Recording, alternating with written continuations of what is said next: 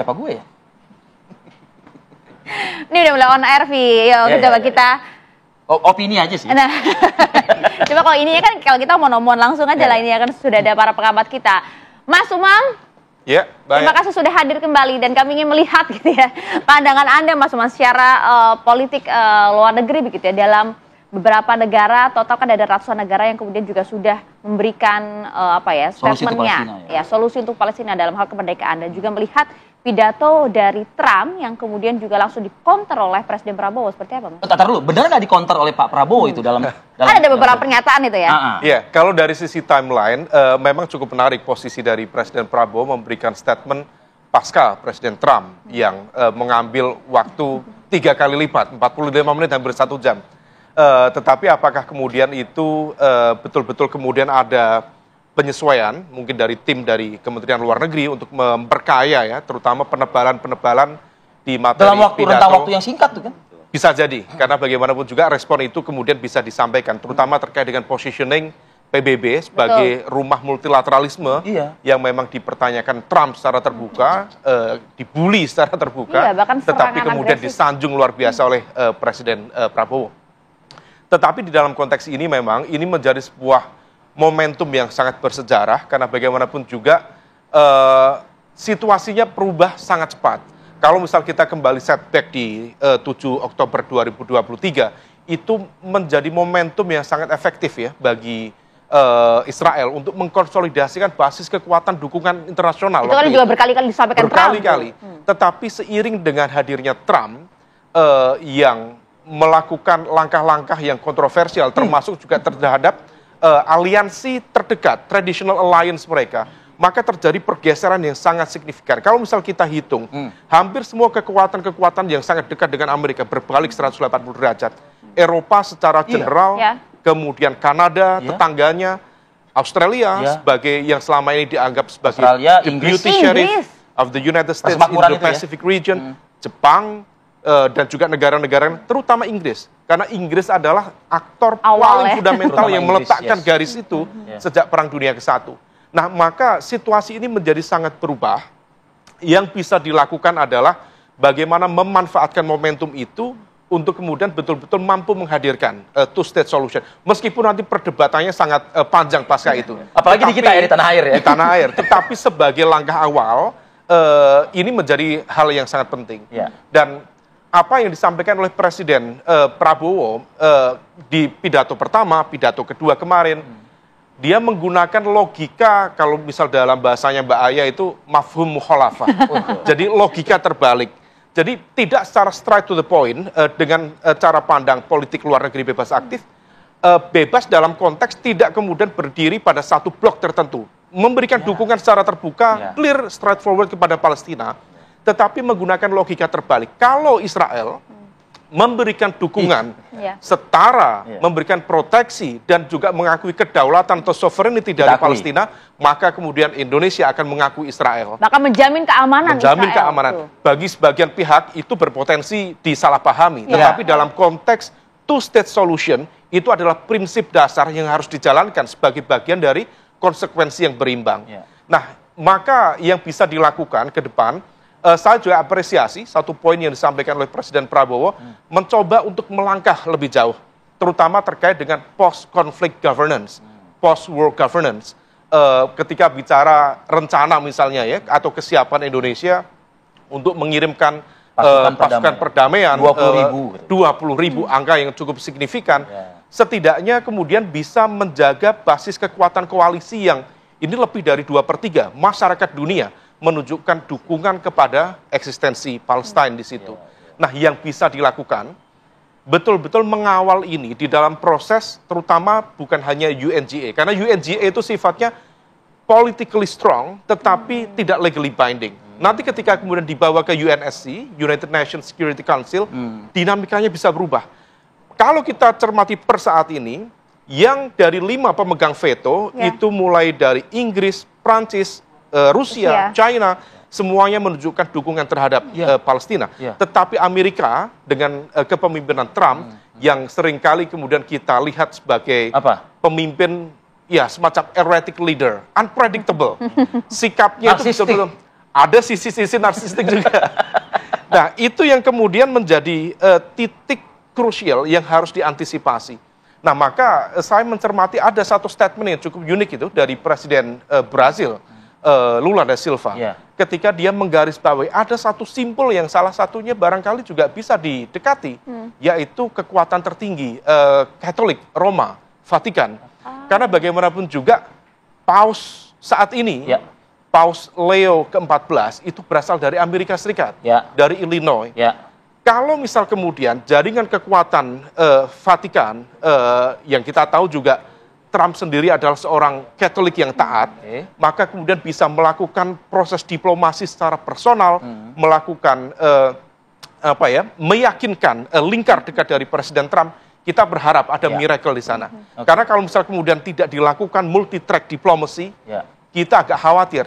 Berbagai resolusi PBB itu berkali-kali mentok dan kemudian tidak berjalan di lapangan. Dan itu sudah terjadi berkali-kali. Itu yang saya mau geser ke Mas Agung, Mas. Bayangan publik di tanah air mungkin sama seperti saya. Loh, kok main langsung aja sama seperti saya ya gitu kan. Saya berpikir gini, hasil apa dari PBB ini? Kalau ternyata mayoritas negara yang berkumpul di PBB ini kan menginginkan kedaulatan terhadap negara Palestina, seperti itu. Nah, kan juga sudah ada kisi-kisi yang harus dilakukan dalam jangka waktu dekat. Misalnya penegasan wilayah, lalu pengiriman pasukan untuk transformasi negara, kan seperti itu.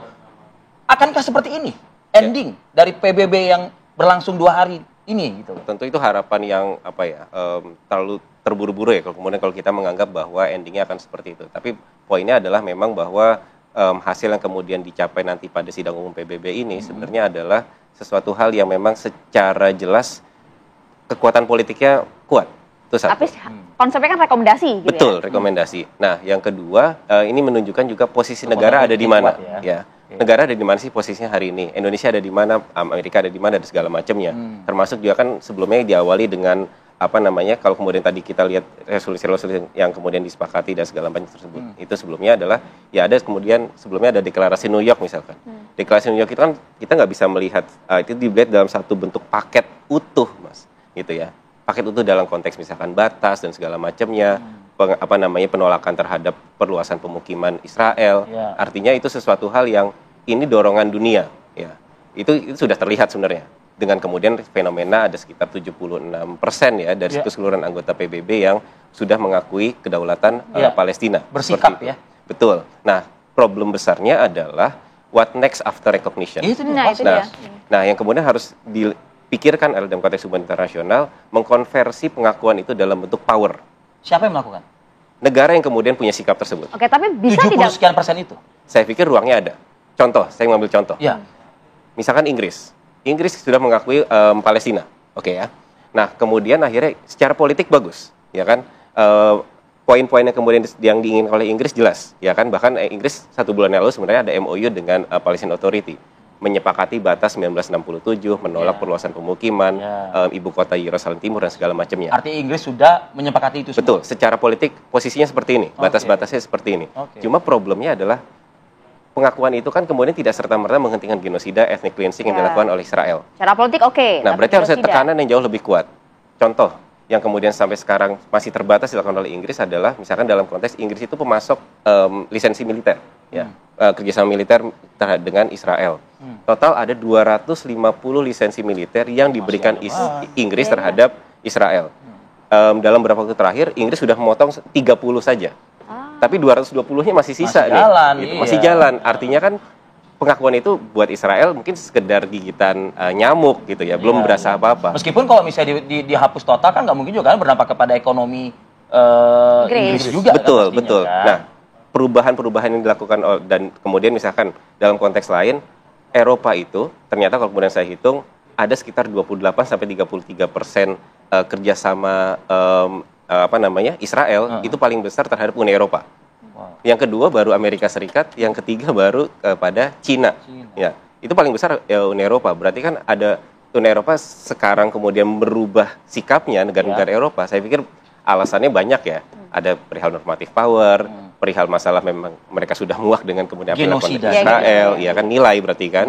Yang kedua mungkin saya melihat bahwa ada dorongan publik domestik juga yang begitu masif, demo-demo dan segala macam. Bahkan kalau di internal negara masing-masing. betul, bahkan kalau lihat beberapa survei-survei itu kan luar biasa.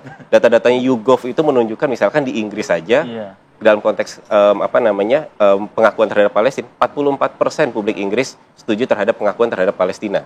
Hanya 18% yang menolak. Terus kemudian ada data lain YouGov menunjukkan di Denmark dan di Italia hanya 6-12% yang menyatakan bahwa serangan Israel terhadap Gaza itu legitimate. Artinya sisanya minor. Beda gitu Ya, kan. artinya yang mayoritasnya tentu. Betul. Nah, fenomena-fenomena ini kemudian terlihat. Dan yang ketiga sebenarnya juga kan alasan ini bagaimanapun kan perang itu event utamanya memang di Gaza. Event utamanya.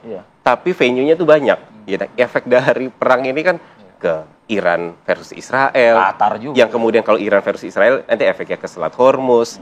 Bicara tentang Houthi, kemudian dia bicara Laut Merah yang itu mempengaruhi 12% jalur multiplayer efek ya. Betul. Jadi eventnya tuh banyak. Artinya kan Eropa juga kemudian ketar-ketir juga nih. Gitu, urus-urusan global supply chain dan segala macam. Ya seperti halnya kita Rusia Ukraine lah. Perangnya di Rusia Ukraine tapi semua karena ini mengganggu gandum, misalkan contoh, dan minyak dan segala macam. Energi kena juga semuanya. Artinya multiplier efeknya ada gitu loh. Jadi ini kemudian fenomena yang saya rasa perubahan itu ada dan kemudian ini akhirnya akan mendorong ya harusnya sikap yang jauh lebih konkret, terkonversi dalam power tertentu, dan itu yang kemudian yang bisa mendorong Israel untuk kemudian berubah sikap. Nah, tapi juga menjadi satu hal penting sebenarnya ketika bicara masalah PBB, mekanisme-mekanisme itu mereka punya semuanya. Mekanisme untuk penghentian perang, pencegahan perang dan segala macam, ya kan, dari peacekeeping operation dan segala macam, peacemaking, peace building dan segala macam. Skema itu ada. Bahkan kalau kemudian kita bilang bahwa misalkan ada yang namanya R2P, Responsibility to Protect. Tapi mekanisme itu memang harus mendapatkan afirmasi di Dewan Keamanan PBB. Lagi-lagi nanti veto lagi. Kalau di veto lagi. Nah, makanya problemnya adalah ketika memang yang anomali ya. Ketika kita membandingkan antara pidatonya Trump dengan pidatonya Pak Prabowo. Trump itu entry point-nya adalah dalam keyakinan bahwa dia tidak percaya dengan PBB. Ya kan, makanya kan ada. Kalau Anda tidak percaya PBB, ya Anda nggak usah veto nanti. Sampai kemudian ada pertanyaan kan, Trump memberikan pertanyaan gini, what's the purpose of UN? Gitu kan.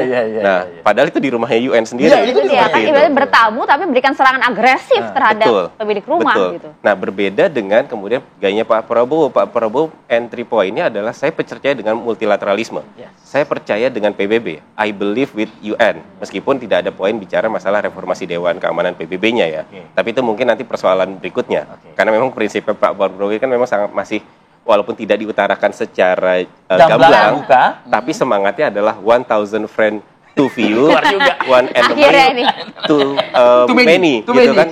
Makanya kan semua kan gayanya beda. Ya kan, kalau Trump itu semua akan ditembak kan, menyerang Cina, menyerang negara-negara yang lain. Trump menggunakan politik pukul, Prabowo menggunakan politik rangkul. Betul, berarti Prabowo sedang mendefinisikan bebas aktif versi Prabowo. Seperti itu. Kalau misalnya Pak Donald Trump ya, Pak Donald Trump, cenderung mungkin menegatifkan fungsi PBB, ya angkat kaki aja PBB dari New York gitu ya. Mungkin kita cari tempat yang lain kalau itu dia. Butuh lagi. Kalau kemudian nanti endingnya tetap akan ada hak veto yang dikeluarkan oleh Amerika, ada nggak sih kemudian sistem di PBB yang kemudian bisa memberikan action yang lebih kuat dengan mengumpulkan segala power dari sejumlah negara yang kemudian sudah memberikan kedaulatan terhadap Palestina, ratusan kan jumlahnya. Dijawab nanti ya Mas. Saat lagi kami kembali untuk Anda.